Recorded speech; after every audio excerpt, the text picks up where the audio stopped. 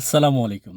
শিক্ষার্থী হিসেবে লন্ডনে আসার যে ডকুমেন্টসগুলো কীভাবে প্রস্তুত করে ফাইনালি আপনি ভিসা পাবেন সেই প্রসেস। প্রথমত আপনাকে পাসপোর্টটা রেডি করতে হবে। দ্বিতীয়ত আপনাকে সকল একাডেমিক ডকুমেন্টসগুলো আপডেট করে রাখতে হবে। তৃতীয়ত আইএলটিএস বা এমওয়াই সার্টিফিকেট নিতে হবে। চতুর্থত আপনার ২ জন প্রফেসরের রেফারেন্স নিতে হবে। পঞ্চমত যাদের স্টাডি গ্যাপ আছে তাদের ওয়ার্ক এক্সপিরিয়েন্স লেটার নিতে হবে। পরবর্তীতে সব ডকুমেন্টস রেডি করার পরে এসওপি একটা ডকুমেন্টস লাগে, সেটা হলো স্টেটমেন্ট অফ পারপাস। এটা আপনি যে এজেন্সিগুলোর সাথে কথা বলুন বা নিজে যদি করেন আপনি কেন লন্ডনে আসতে চান বা যুক্তরাজ্যের বিশ্ববিদ্যালয়ে আসতে চান সেটা। এটা চ্যাট জিপিটির মাধ্যমে এসওপি আপনার নাম দিয়ে লিখলে আপনি ইজিলি করতে পারবেন। সো ফাইনালি সব ডকুমেন্টস করার পরে আপনি যখন ইউনিভার্সিটিতে ডকুমেন্টস দিয়ে আপডেট দিবেন বা অ্যাপ্লিকেশন করবেন, যদি তারা অ্যাকসেপ্ট করে, তারা অনেক সময় কন্ডিশনাল অফার লেটার দিয়ে কিছু কন্ডিশন চায়, কিছু ডকুমেন্টস এক্সট্রা চায়।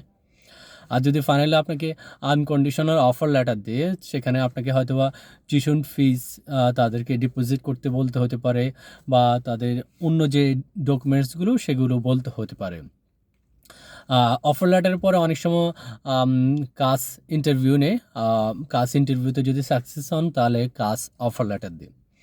অফার লেটার দেওয়ার পরে ফাইনালি এই সবগুলো ডকুমেন্টস নিয়ে আপনি বিএফএস বা ইউকে যে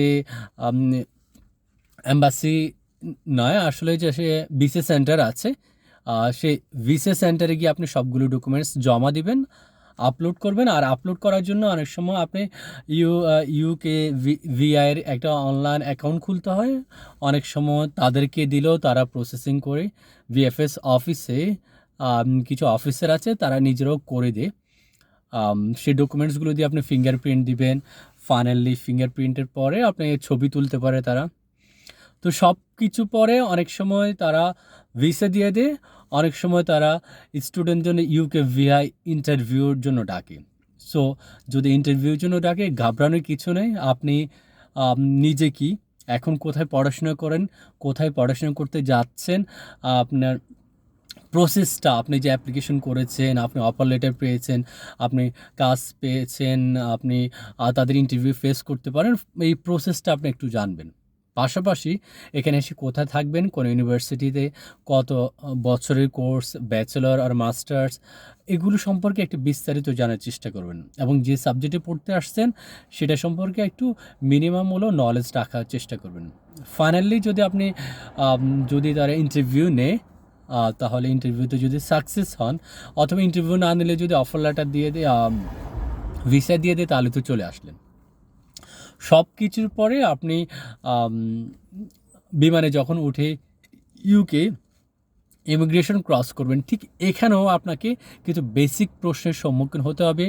আপনার নাম, ডেট অফ বার্থ, আপনার পাসপোর্ট নাম্বার, পাসপোর্ট এক্সপায়ার ডেটও অনেক সময় জিজ্ঞাসা করে, আপনার কাজ আছে কি না, অফার লেটার আছে কি না, আপনি এখানে কোন ইউনিভার্সিটি, কোন ডিপার্টমেন্টে আসতেছেন, কেমন পড়াশোনা করবেন, মানে একেবারে নিট অ্যান্ড ক্লিন আপনি আসলে কী জন্য যুক্তরাজ্যে আসতেছেন সেই জিনিসগুলো যদি আপনি পুঙ্খানুপুঙ্খ জানেন এবং খুব স্মার্ট ওয়েতে, খুব কনফিডেন্টলি যদি আনসার করতে পারেন, তাহলে অবশ্যই আপনাকে ইউকে ভিসা দিবে এবং আপনি অনেকের স্বপ্নের দেশ এবং আপনারও স্বপ্নের দেশ হতে পারে ইউকে।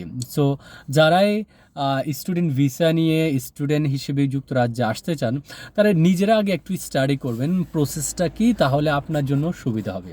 সো যারা শিক্ষার্থী হিসেবে লন্ডনে বা যুক্তরাজ্যের যে কোনো বিশ্ববিদ্যালয়ে আসতেছেন, আপনাদের সকলের জন্য শুভকামনা। দেখা হবে লন্ডনের ম্যানর পার্ক, আপটন পার্ক কিংবা আমাদের সকলের কাঙ্ক্ষিত মুন কফি অ্যান্ড রেস্টুরেন্টে। দেখা হওয়ার প্রত্যাশায় আজকের মতো বিদায় নিচ্ছি। সকলে ভালো থাকুন, সুস্থ থাকুন। আল্লাহ হাফেজ। আসসালামু আলাইকুম।